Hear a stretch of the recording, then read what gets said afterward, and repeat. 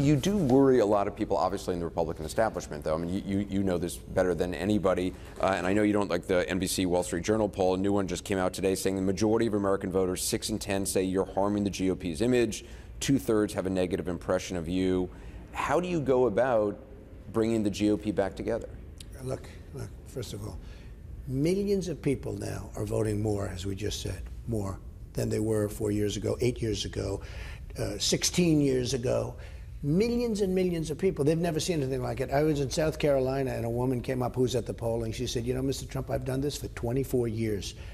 I've never seen anything like it. Yeah, there's a lot of higher voter turnout. So you're saying that's bringing new people in, and that's going to bring the GOP together? Leave, but many more people are coming in. You know where they're coming from? They're Democrats, and they're independents, and they're people that never voted before.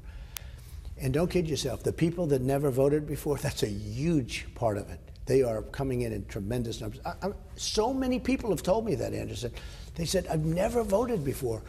I mean, these are people that are 60 years old. I'm not talking about somebody that's 18. They've never voted before, and they're coming in. And I've had hundreds of people telling me that just walking down line, shaking hands. So when Lindsey Graham said in January, choosing between you and Cruz would be like choosing between being shot or poisoned, he's now saying he would go for Cruz. Yeah, that's okay. Look, let me explain. I was very hard on him. He was very nasty also. They were all nasty.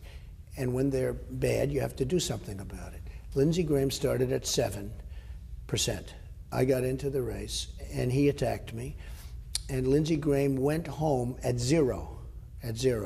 Lindsey Graham in South Carolina, where he's a senator, was at 1 when I was at 40. And I won South Carolina in the primary. No, just so you understand. And I watched this guy who ran for president, and he left in disgrace. He was a fool. He left in disgrace. Okay, in disgrace. He made a fool out of himself. I don't think he could be elected again in South Carolina because he ran so badly. Okay, no, wait. Then I see him on television like nothing happened, talking about Donald Trump. Donald Trump is this, Donald Trump is that. I destroyed him in the sense of we were competing. We were combatants. Then I hear him talking about the war. I've been doing this for 10 years. I know more. You know why we've been doing it for 10 years? Because of guys like him. He wants to attack Syria and ISIS at the same time, okay? Now, for what reason? I want to knock out ISIS. You do one at a time. So how does the GOP differ under Donald Trump than under President Bush, than under... It would be smarter. It would save money. It would have balanced budgets. It would have many more products made in the United States. It would have smart trade, not free trade. Now, just so you understand, I'm a free trader.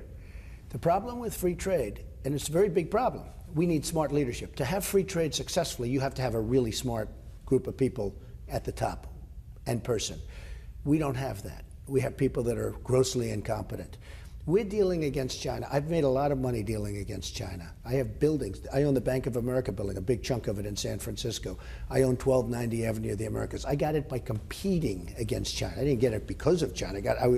I competed against them. I won. And I have these assets, these great assets. You know, I've told you before, I have the biggest bank in the world as a tenant of mine in Manhattan. I sell condos to the Chinese. I get along great with the Chinese. I have no problem with the Chinese. I wish we could do it. In fact, I respect China. They've gotten away with murder. It's the single greatest theft in the history of the world, what China has done to the United States. We've rebuilt China with what they've taken out of our country. I want to ask a couple things about Ted Cruz. You've talked about the importance, and you and I have talked about the importance of being flexible. And he's totally inflexible. Cruz says flexibility is Washington code word for he's getting ready to stick it to the voters. What does flexibility mean to you? Okay, on what can you work? It means negotiation. So you can work with Democrats. Look, hey, I wrote the art of the deal, okay? How important is unlocking gridlock in Washington for you? It's very important. Very important. You have total gridlock. Nobody can do anything. We have corporate, you take a look at corporate inversions, which, by the way, the senators, they don't even know what it is. We have companies leaving our country. They're leaving for two reasons. Because the taxes are too high, and I cut taxes very substantially, but and Larry Kudlow, by the way, loves my tax plan. Taxes are too high, and because they can't get their money back. So they have money. You know, Anderson, they have money outside of this country, billions and billions of dollars, these big corporations like Pfizer, that's leaving now, moving to Ireland. So they have money out there. Every Democrat agrees we should let it come back. Every Republican agrees we should. They all agree that we should let it come back. Who wouldn't? In other words, let the money come into the United States. They've agreed now for 4 years they can't make a deal. You know why? There's no leader. I could sit these guys down in a room and within 20 minutes we would have a deal. So Donald Trump, as president, reaches out to Democrats and Republicans. Well, that's the way it was set up, Anderson. Because there's some conservatives who say, look, it's more important to stand on principle than it is compromise. I watched Ted Cruz make a fool of himself. I watched Ted Cruz filibuster for, how long did he do it, for 2 days or something? I also watched 99 senators sitting back and laughing at him and saying, hey, when do we get back to work? Now, they don't get along and everything, so that getting back to work doesn't help either. His filibuster did nothing. What did it do? You wasted a day and a half while he sat there and told stories about Alice in Wonderland. What do you want to make deals with Democrats on? What do you see room for compromise? Okay. Well, first of all, I'd start with corporate inversion, because I could make that one in about 2 seconds. The money has to come back into the... They have $2.5 trillion, probably $5 trillion, but the government says $2.5 trillion that companies want to bring into the country, right?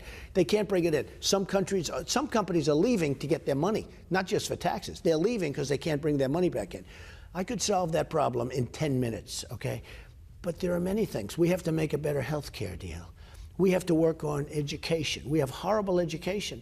We're number 30 in the world in education, and yet we're number 1 per pupil in cost. So those are all things you can make compromises on with Democrats to get something done. Of course you can. You can't be inflexible. Look, if somebody wants to sell this house and they want $1 billion, I want $1 billion. You got to negotiate a little bit. It's okay. The other knock that some conservatives make, certainly they make on President Obama, they say he's sort of an imperial president. It's one of the things Cruz is saying about you, even the sort of the pledge that you're having people make at rallies. He says that you're treating your supporters like subjects to a king. The implication being that as president, you would be... It's just words. Look, it's just words. Ted, it's just words with Ted. Ted is a guy who's somebody, he's a very inflexible guy. You'll never make a deal. You talk about gridlock now? If Ted Cruz became president, you wouldn't have anything done in Washington would be a total piece of stone.